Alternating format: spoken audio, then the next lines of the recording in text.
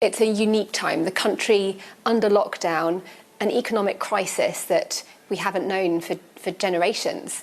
Why should people care about remembrance?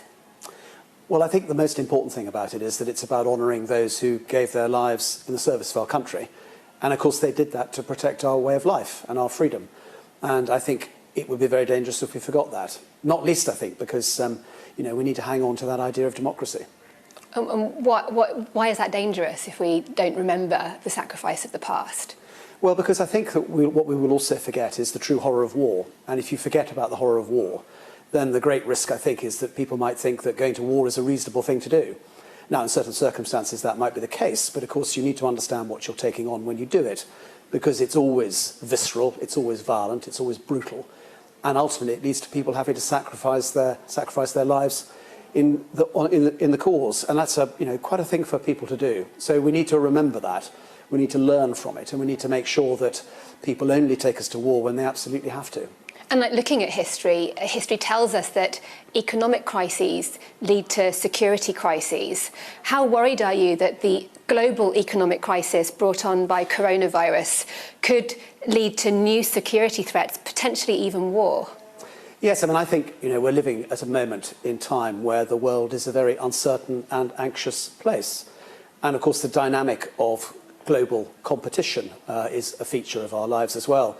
And I think the real risk we have with quite a lot of the regional conflicts that are going on at the moment is you could see escalation lead to miscalculation. And that's the thing I think we have to guard against. Miscalculation, can you just spell that out in easy language? What does that mean?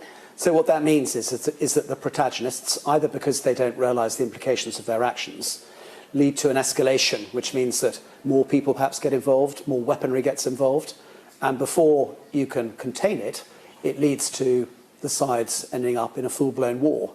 And if that happens, as we saw in the last century, we have to remember history might not repeat itself, but it has a rhythm. And if you look back at the last century, before both world wars, I think it was unarguable that there was escalation that led to the miscalculation, which ultimately led to war at a scale we would hopefully never see again. So are you saying that's a real threat, that there could be another world war? I'm saying it's a risk, and I think we need to be conscious of those risks. And that's why remembrance matters, because if you look back at history, hopefully you learn from their experience and you make sure that you're very cautious about how you manage the sorts of regional conflicts that we see playing out in the world today. On that front, should the country be ready when they look at their military to have a very different looking armed forces going forwards, that actually fixating on the size of the armed forces, on this 82,000 strong army, is actually the wrong metric, and what you should be looking at is capability, increased use of autonomous weapons, increased use of cyber, of space, to be able to have maximum effect?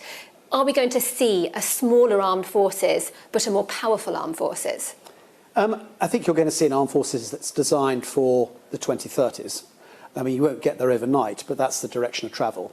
And we think that an armed forces designed for then is going to be one that is organised through the prism of the domains of land, air and maritime, but also cyber and space, because it's the way that you integrate all of those domains together these days and certainly into the future that gives you your disruptive edge.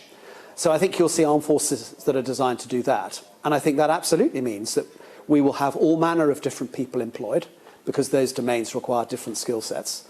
And we will absolutely avail ourselves of autonomous platforms and robotics wherever we can. But we don't yet know, and nobody can predict the future, quite what mix of technologies will be necessary to be able to achieve that. And that's why returning to the lost art of experimentation, something that perhaps we haven't done constructively since the 1930s, is something that we'll absolutely have to do. If you see something, say something.